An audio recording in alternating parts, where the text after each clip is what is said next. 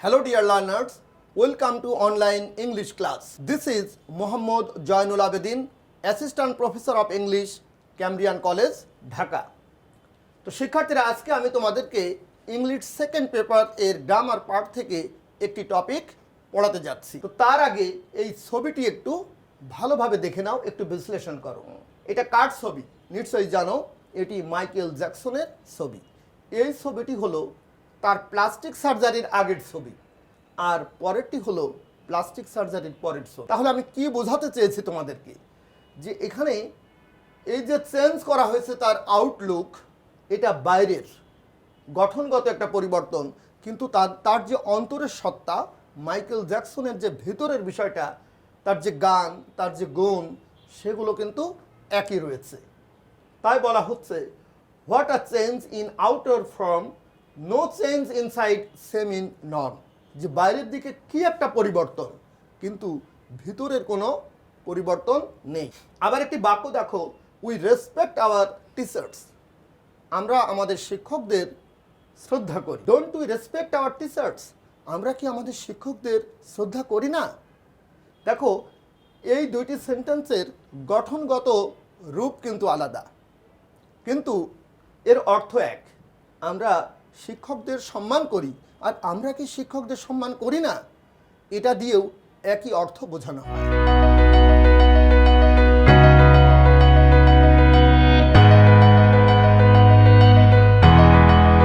তাহলে শিক্ষার্থীরা বুঝতেই পারছো আজকের টপিক কি। আজকের টপিক হলো চেঞ্জিং সেন্টেন্স বা ট্রান্সফরমেশন অফ সেন্টেন্সেস, এবং সেখানে আমরা আজকে দেখব অ্যাফার্মেটিভ টু নেগেটিভ সেন্টেন্সের পার্ট 1। যারা এখনও পার্ট 1 দেখোনি, তারা অবশ্যই পার্ট 1টি এখনই দেখে নাও। তো চলো শুরু করি। First, use negative interrogative to keep the meaning same. এটি একটি জেনারেল রুল, যে একটা সেন্টেন্সের ভিতরে যদি কোনো হিন্টস বা ক্লু না থাকে। ক্লু কোনগুলো? যেগুলো আমরা আগে দেখেছি যে অনলি থাকলে নান, বাট মাস্ট থাকলে ক্যানট, বাট অলওয়েজ থাকলে নেভার, এই ধরনের কিছু হিন্টস থাকবে না সেন্টেন্সের মধ্যে। অর্থাৎ বিপরীত শব্দ বা কিছু শব্দের পরিবর্তে অন্য কোনো শব্দ ব্যবহার করে নেগেটিভ করার উপায় যখন না থাকবে, তখন তোমার একটি বাক্যকে অ্যাফার্মেটিভ থেকে নেগেটিভ করতে গেলে মূলত তোমাকে নেগেটিভ ইন্টারোগেটিভ করতে হবে। অর্থাৎ একই সাথে প্রশ্ন এবং নেতিবাচক বাক্য বানাতে হবে। তো চলো এক্সাম্পলের মাধ্যমে বিষয়টি দেখে নিই। প্রথমে একটু আলোচনা করে নিই যে নেগেটিভ ইন্টারোগেটিভ করার নিয়মটা কী। এখানে কিন্তু দুইটা বেসিক রুল রয়েছে। এটা প্রথমটা হলো, দেখো, isn't, aren't, wasn't, won't, can't, couldn't plus subject plus বাকি অংশ। এখানে খুব মনোযোগ দিয়ে লক্ষ্য করো। তুমি যদি দেখো একটি সেন্টেন্সের ভিতরে বিভার কোনগুলো? Am, is, are, was, were. আবার modal verb can, could, may, might, shall, should, will, would, must, need, dare, used, ought, etcetera. এই ভার্ব বা মডাল ভার্ব যদি তুমি পাও, তাহলে সেটাকে সেন্টেন্সের শুরুতে নিয়ে আসবে। যেমন যদি ইজ পাও, তাহলে কি হবে? ইজেন্ট। আর পাইলে কি হবে? আরেন্ট। কিন্তু একটু লক্ষ্য করবে, যদি অ্যাম থাকে, যেমন আই অ্যাম ইয়োর ফ্রেন্ড, এটা কিন্তু অ্যামেন্ট এরকমের হবে না। অ্যাম নট, এটাকেও তুমি আন্ট এটাই করতে হবে, AREN', এভাবেই করতে হবে। আমি কয়েকটা দেখিয়ে দিয়েছি, যে isn't, aren't, wasn't, won't, can't, couldn't, এখানে কিন্তু যে কোনো মডাল ভার্ব আসতে পারে। এরপরে সাবজেক্ট নিয়ে যাবে এবং তারপর বাকি অংশ বসিয়ে শেষে একটি প্রশ্নবোধক চিহ্ন বসিয়ে দেবে। নাম্বার 2, এইটি কিন্তু একটু ডিফিকাল্ট। এটা কখন ঘটবে?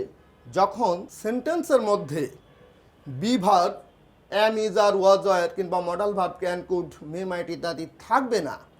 তখন তুমি কিভাবে এটাকে নেগেটিভ ইন্টারোগেটিভ করবে? তখন তোমার সাহায্য নিতে হবে এই সাহায্যকারী ভার্ব ডোন্ট, ডাজন্ট, ডিডেন্ট।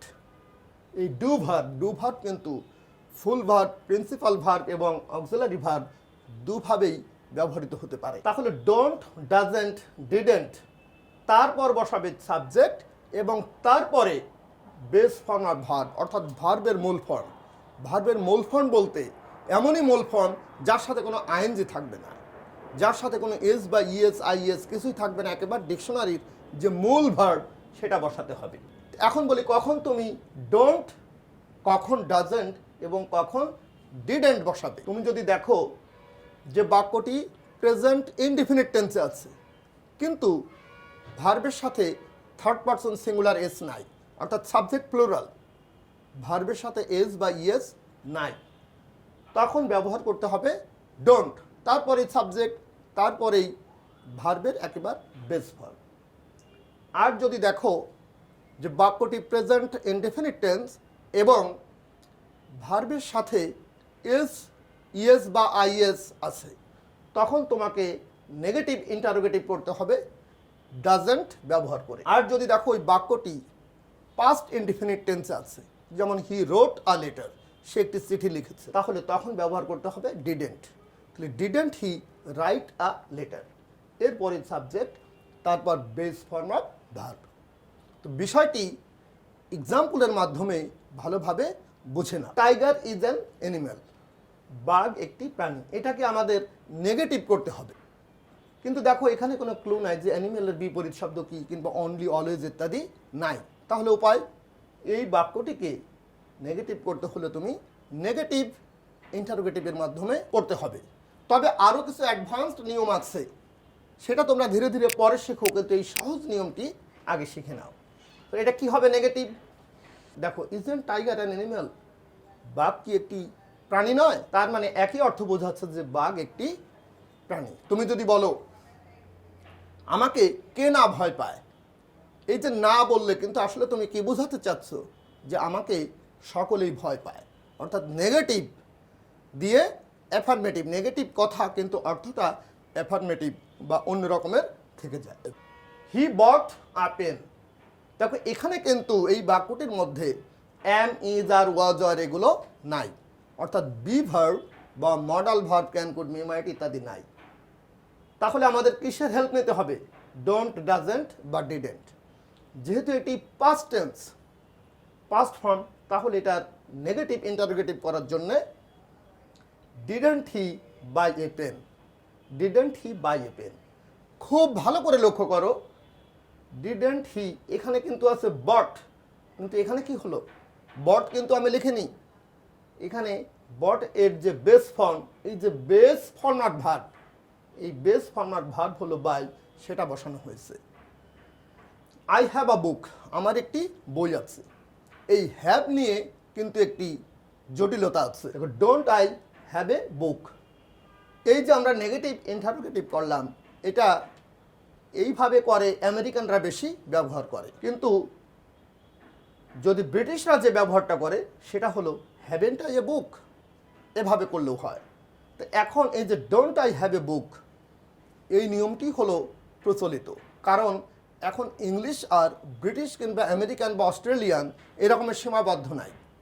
এটা ইংলিশটা এখন গ্লোবাল ল্যাঙ্গুয়েজ, এটা মিক্সার হয়ে গ্লোবাল একটা ল্যাঙ্গুয়েজের আইডেন্টিটি পেয়েছে। তুমি যখন ইউনিভার্সিটিতে যাবে দেখবে যে একটা কোর্সের মধ্যে বিভিন্ন দেশের রাইটারের বই পড়ছো, আমেরিকান বই, আবার পড়ছো তুমি ইংল্যান্ডের বই, সুইজারল্যান্ডের বই ইত্যাদি। অতএব সেই স্ট্যান্ডার্ড মেনটেন করা কঠিন।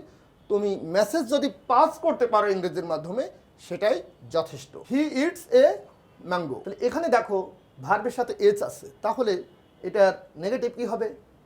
এস থাকলে ডাজেন্ট হি ইট। এখানে একটা জিনিস খুব মনোযোগ দিয়ে লক্ষ্য করো যে he eats a mango, doesn't he eat, এখানে যে ইটস আছে ভার্বের সাথে এস, এই জায়গায় ভার্বের সাথে কিন্তু কোনো এস করা হয়নি। তাহলে এই বিষয়টি খুবই গুরুত্বপূর্ণ, যেখানে তোমরা প্রায় ভুল করো যে don't, doesn't, didn't plus subject, এরপরে কিন্তু ভার্বের এমনই বেস ফর্ম হবে যার সাথে কোনো এস বা ইএস থাকবে না, কিংবা আইএনজি কোনো কিছু থাকবে না, একবার কোর ফর্ম, মূল ফর্মটা বসাতে হবে। Next, use negative interrogative to keep the meaning same. শিক্ষার্থীরা, যেহেতু এই নেগেটিভ ইন্টারোগেটিভের মাধ্যমে নেগেটিভ করা একটু গুরুত্বপূর্ণ বিষয়, তাই আমরা আরও কিছু এক্সাম্পলের মাধ্যমে বিষয়টি পরিষ্কার হয়ে নেব। যে আগের রোলটি আছে, আমরা আরও কিছু এক্সাম্পল দেখি। Affirmative, I can solve the problem, এই বাক্যটির মধ্যে কি আছে? কান। দেখো মডেল ভার্ব, তাহলে এটার নেগেটিভ কি হবে? Kant I solve the problem, আমি কি সমস্যাটি সমাধান করতে পারি না? এদি আমি কি বুঝায়? যে আমি সমস্যাটি সমাধান করতে পারি। He should come to me, দেখো শুড কিন্তু একটা মডাল ভার্ব। মডাল ভার্বগুলো কিন্তু তোমরা মুখস্থ রাখবে। Can, could, may, might, shall, should, will, would, must, need, dare, used to, ought to, এটা অনেক কাজে লাগবে। Shouldn't he come to me, তার কি আমার কাছে আসা উচিত নয়? তার কি আমার কাছে আসা উচিত নয়? এর মানে কি? আমি বোঝাতে চাচ্ছি যে তার আমার কাছে আসা উচিত। You ought to obey your parents, তোমাকে তোমার পিতামাতাকে শ্রদ্ধা করা উচিত। অট টু দিয়ে উচিত শুড অর্থে ব্যবহৃত হয়েছে। Oughtn't you to obey your parents, তোমার পিতামাতাকে কি শ্রদ্ধা করা উচিত নয়? আই এম ইউর ফ্রেন্ড, এটা তোমরা খুব মনোযোগ দিয়ে দেখো যে আই এম ইউর ফ্রেন্ড। আমি বলেছি কি যে অক্সিলারি ভার্বের সাথে শেষে একটা এন দিয়ে অ্যাপোস্ট্রফি টি, কিন্তু এখানে এটা মিস্টেক হবে। যখন এম নট এটার কন্ট্রাক্টেড ফর্ম করবা শর্ট ফর্ম, সেটা আরেন্ট হয়ে যাবে। অর্থাৎ আই এম ইউর ফ্রেন্ড এটা নেগেটিভ ইন্টারোগেটিভ হবে আরেন্ট অর এন্ট। এন্টটা কিন্তু খুব ডায়ালেকটিক্যাল ল্যাঙ্গুয়েজ বা তাদের লোকাল বিভিন্ন রেস্টুরেন্ট, টি শপে এই ভাষাগুলো ব্যবহৃত হয়। প্রমিত, ইংলিশে যে প্রমিত ভাষা সেটা হলো aren't. Aren't I your friend, আমি কি তোমার বন্ধু নই? এদি আমি কি বুঝাই? যে আমি তোমার বন্ধু। নেক্সট, খুবই গুরুত্বপূর্ণ একটি বাক্য, এই স্ট্রাকচারটি খুবই গুরুত্বপূর্ণ। তুমি যদি এটি ভালোভাবে বুঝে নাও তাহলে এটা অ্যাফার্মেটিভ থেকে নেগেটিভ যেমন করছো, আবার পজিটিভ ডিগ্রি থেকে কম্পারেটিভ এখানে কাজে লাগবে, আবার কমপ্লিটিং সেন্টেন্সে কাজে লাগবে, use of the right forms of ভার্বসে কাজে আসবে। আবার তোমার অ্যাডমিশন টেস্টে ইনভার্সন বলে একটা গ্রামার আছে, সেখানে আসবে। কতগুলো বাক্য দেওয়া থাকবে যে কোন সেন্টেন্সটিতে ইনভার্সন ব্যবহার করা হয়েছে। তখন যদি তোমার এগুলো জানা থাকে, এই যে নো সুনার হ্যাড, এই বাক্যগুলো কিন্তু ইনভার্সনের এক্সাম্পল। ইনভার্সন হলো একটা শব্দ যেখানে বসা উচিত সেখানে না বসে অন্য একটা স্থানে চলে আসে, অর্থাৎ ভাব প্রকাশের ভিন্নতার কারণে শব্দের অর্থ পরিবর্তন হয়ে যায়। একটা মজার একটা এক্সাম্পল দিই। তুমি সিম্পল একটা বাংলা গদ্য বলো যে আমি তোমাকে ভালোবাসি, এটা একটা গদ্য ভাষা, কিন্তু এইটাকে যদি তুমি একটু আবেগ মাখিয়ে একটু অন্য স্টাইলে খুব কাব্যিকভাবে বলো, তাহলে কি হয়? যে ভালোবাসি আমি যে তোমায়। দেখো কোথায় যে ক্রিয়াপদ কিংবা নাউন প্রোনাউন এটা আলাদা আলাদা জায়গায় চলে গিয়েছে। কিংবা what a beautiful bird it is, দেখো ইটটা কোথায় গেল? ইটটা যেখানে সাবজেক্ট হওয়ার কথা, এই যে কি চমৎকার একটি পাখি, এই রকমের আবেগ দিয়ে প্রকাশ করার জন্য এর সাবজেক্ট ভার্ব কিন্তু অন্য জায়গায় চলে গেছে। এই রকমের বিষয়গুলো যখন আসবে সেটা হলো ইনভার্সন। এই বিষয়টি খুবই মনে রাখবে, দেখবে তোমরা অ্যাডমিশন টেস্ট বা জব ইন্টারভিউ বা কোনো প্রতিযোগিতামূলক পরীক্ষায় এই ধরনের প্রশ্ন পেয়ে যাবে। তো শিক্ষার্থীরা, বিষয়টি আমরা এক্সাম্পলের মাধ্যমে দেখে নিই। অর্থাৎ তুমি কি দেখবে যে সেন্টেন্সের মধ্যে যদি অ্যাজ সুন অ্যাজ থাকে তাহলে সেটাকে নেগেটিভ করার জন্য নো সুনার হ্যাড, তারপর সো অন দেন। এক্সাম্পল দেখলে বিষয়টি একেবারে পরিষ্কার হয়ে যাবে। As soon as the teacher entered the class the students stood up, এর অর্থটা এরকমের যে শিক্ষক শ্রেণীতে প্রবেশ মাত্রই ছাত্রছাত্রীরা উঠে দাঁড়ালো। নেগেটিভ দেখো, no sooner had the teacher entered the class then the students stood up. No sooner had the teacher entered the class then, এই প্রথম ক্লজ শেষে একটা দেন দিয়ে আরেকটি ক্লজ শুরু হবে। তো এখানে এই যে নো সুনার একটা কানেক্টর, এটা কিন্তু ভিতরে থাকার কথা, হ্যাডটা সাবজেক্টের পরে থাকার কথা, কিন্তু নো সুনার হ্যাড এটা সেন্টেন্সের প্রকাশভঙ্গির কারণে শুরুতে চলে এসেছে, তাই এটি একটি ইনভার্সনের এক্সাম্পল, যেটা একটু আগে আমি তোমাদেরকে এর গুরুত্ব সম্পর্কে আলোচনা করেছি। শিক্ষার্থীরা, এখন আমরা অত্যন্ত সহজ একটি বিষয় নিয়ে আলোচনা করব এবং খুব সহজভাবে তোমরা দেখবে যে কিছু ওয়ার্ড এর একটু অন্য রকমের ওয়ার্ড ব্যবহার করলেই সেটা অ্যাফার্মেটিভ থেকে নেগেটিভ হয়ে যায়। সেটা হলো এরকমের যে তুমি সেন্টেন্সের মধ্যে যদি এ লিটিল পাও, এটার পরিবর্তে ব্যবহার করবে নট মাচ। আর যদি সেন্টেন্সের মধ্যে মাচ থাকে তাহলে নট আ লিটিল। আবার সেন্টেন্সের মধ্যে যদি এ ফিউ থাকে তাহলে তার জন্য ব্যবহার করবে নট মেনি। অনুরূপ সেন্টেন্সের মধ্যে যদি মেনি থাকে তাহলে ব্যবহার করবে নট আ ফিউ। তো চলো বিষয়টা এক্সাম্পলের মাধ্যমে দেখে নিই। Affirmative, I bought a little sugar. তাহলে দেখতে পাচ্ছ এখানে আ লিটিল আছে, কি ব্যবহার করবে? Not much. এই নট মাচ ওই জায়গাতে সরাসরি ব্যবহার না করে এই বাক্যটাকে প্রথমে নেগেটিভ করে নেবে। যে বট পাস্ট ইনডেফিনিট থাকলে কি হয়? ডিড নট দিয়ে কিন্তু নেগেটিভ করতে হয়। ভার্বের সাথে এস থাকলে ডাজ নট দিয়ে নেগেটিভ করতে হয়। আবার যদি পাস্ট টেন্সও না হয়, এটা যদি ভার্বের সাথে এস বা ইয়েসও না থাকে তখন ডু নটের মাধ্যমে নেগেটিভ করতে হয়। এই বেসিক বিষয়গুলি তোমরা কিন্তু ছোটোবেলা থেকেই জানো। তাহলে I did not buy much sugar. Next example, I have much rice. Much এর পরিবর্তে কি ব্যবহার করবে? Not a little. দেখো, I have not a little rice. এর একটা অল্টারনেটিভ আছে, সেটা হলো I do not have a little rice. এই যে অর বা দ্বিতীয় নেগেটিভটি দেখছো, এটি হলো মডার্ন ল্যাঙ্গুয়েজে বেশি প্রচলিত। Next, I have a few books. A few এর পরিবর্তে কি ব্যবহার করতে হবে? Not many. দেখো, I have not many books. অথবা অল্টারনেটিভলি এটা বলতে পারো I do not have many books. এবং এই যে অল্টারনেটিভ যেটা, এটাই হলো এখন শ্রুতিমধুর এবং ভালো ব্যবহার। I have many books, many এর পরিবর্তে কি ব্যবহার করতে হবে? Not a few. I have not a few books. অথবা অল্টারনেটিভলি করলে যেটা হয়, I do not have a few books. Next, use not always for sometimes. Use not only but also for both, so on and. এক্সাম্পলের মাধ্যমে আমরা বিষয়টি দেখে নিই। শি সামটাইমস রিমেম্বার্স মি, অর্থাৎ সে মাঝে মাঝে আমাকে স্মরণ করে। এটা এই যে সামটাইমসের পরিবর্তে কি ব্যবহার করতে হবে? Not always.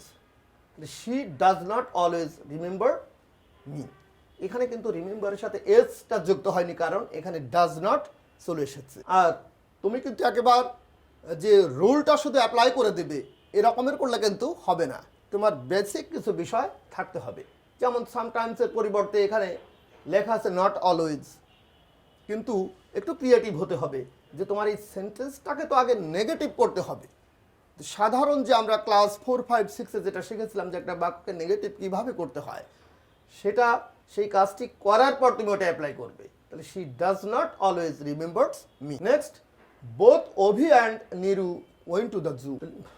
অভি এবং নিরু উভয়েই চিড়িয়াখানায় গিয়েছিল। এখানে আমরা বলতে পারি যে শুধু অভি নয়, নিরুও চিড়িয়াখানায় গিয়েছিল। Not only Abhi but also Niru went to জু।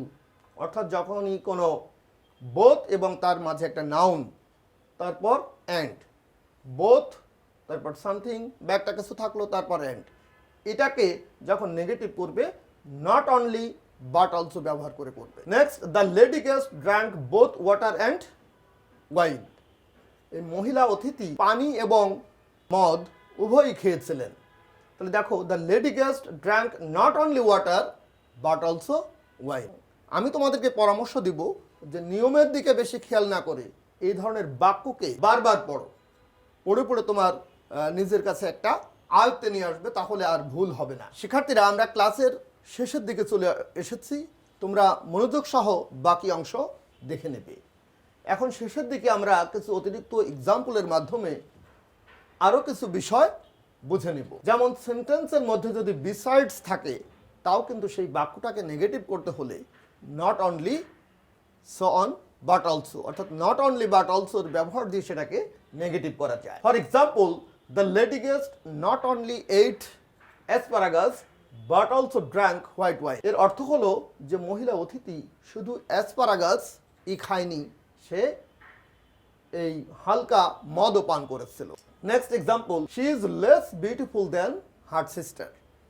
এই বিষয়টা তোমাদের খুব ক্লিয়ার হয়ে যাবে যখন তোমরা চেঞ্জিং ডিগ্রি, অর্থাৎ পজিটিভ, কম্পারেটিভ, সুপারলেটিভ, এই ডিগ্রি যদি ভালো করে বুঝো, অর্থাৎ ওই চ্যাপ্টারটি পড়ে আসার পর এই ধরনের বাক্যকে তুমি সহজেই নেগেটিভ করতে পারবে। এখানে বিষয়টি খুব সহজ। তুমি লেস উঠিয়ে দিয়ে, একটু মনে রাখো যে লেস উঠিয়ে সেই জায়গায় বসাবে নট সো অথবা নট অ্যাজ, আর এই দেনের জায়গায় অ্যাজ, তাহলে বাক্যটি নেগেটিভ হয়ে যাবে। দেখো, she is not so beautiful as her sister. Just less উঠিয়ে দিয়ে নট সো আর দেন উঠিয়ে দিয়ে as. Another example, Mita is as beautiful as Rita. এই বিষয়টি তোমরা চেঞ্জ অফ ডিগ্রিতে খুব ভালোভাবে পাবে যে এরকমই যদি থাকে তাহলে এই যে দ্বিতীয় সাবজেক্টটাকে প্রথমে নিয়ে আসতে হয়, আর বাক্যটা অ্যাফার্মেটিভ থাকলে নেগেটিভ করতে হয়। আর এখন তো আমরা নেগেটিভ করবই, তাহলে এই রিতা দেখবা রিতাকে প্রথমে নিয়ে আসে এবং বাক্যটাকে নেগেটিভ করে, এবং এই পুরা বাক্যটাকে যদি কম্পারেটিভ ডিগ্রি করতে পারো তাহলে এটা নেগেটিভ হয়ে যাবে। দেখো, Mita is not less beautiful দেন রিতা। এখানে তোমার খুব ওয়ারিড হওয়ার দরকার নাই, যদি একটু কম বুঝে থাকো তো চেঞ্জ অফ ডিগ্রি যখন পড়বে তখন বিষয়টি 100% ক্লিয়ার হয়ে যাবে। Last example, Badal is the best boy in the class. এটাও চেঞ্জ অফ ডিগ্রি থেকে এসেছে, যে একটা সুপারলেটিভ ডিগ্রি থেকে কিভাবে পজিটিভ করতে হয় এটা তোমরা অনেকেই জানো।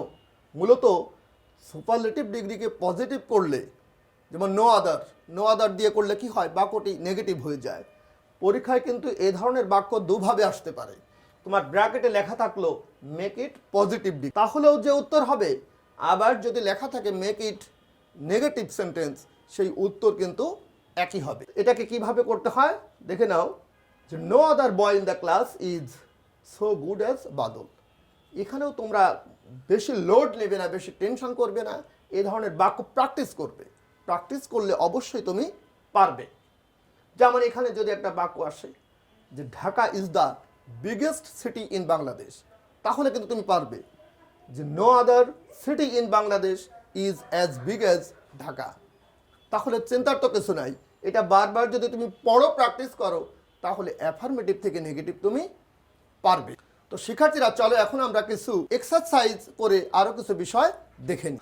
Let's do some exercise. Change the following sentences from affirmative to negative or vice versa. We bow down our heads in front of our national memorial. অর্থাৎ ন্যাশনাল মেমোরিয়ালের সামনে আমাদের মাথা আমরা নত করি, এটাকে নেগেটিভ করতে হবে। তাহলে দেখতে পাচ্ছ এই বাক্যটাকে যদি অবজার্ভ করো, অনেকেই তোমরা কিন্তু বাক্যটি নেগেটিভ করে ফেলেছ।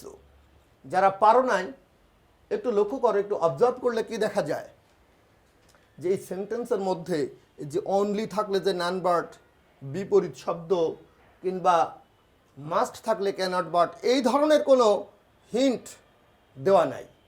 তাহলে কি করতে হবে, এই বাক্যটাকে নেগেটিভ ইন্টারোগেটিভের মাধ্যমে এই বাক্যটিকে নেগেটিভ করতে হবে। তাহলে বো, এটা প্রেজেন্ট ফর্ম, ডোন্ট উই বো ডাউন, ডোন্ট উই বো ডাউন, এরপরে বাকিটা লিখে শেষে তুমি একটি প্রশ্নবোধক চিহ্ন দিয়ে দেবে, তাহলে এটা নেগেটিভ সেন্টেন্স হবে। Next, I have a few friends, I have a few friends, তাহলে এটা নেগেটিভ কি হবে, দুইভাবে কিন্তু হতে পারে। I don't have many friends, মানে আমার অনেক বন্ধু নাই, তার মানে আমার অল্প কিছু বন্ধু আছে।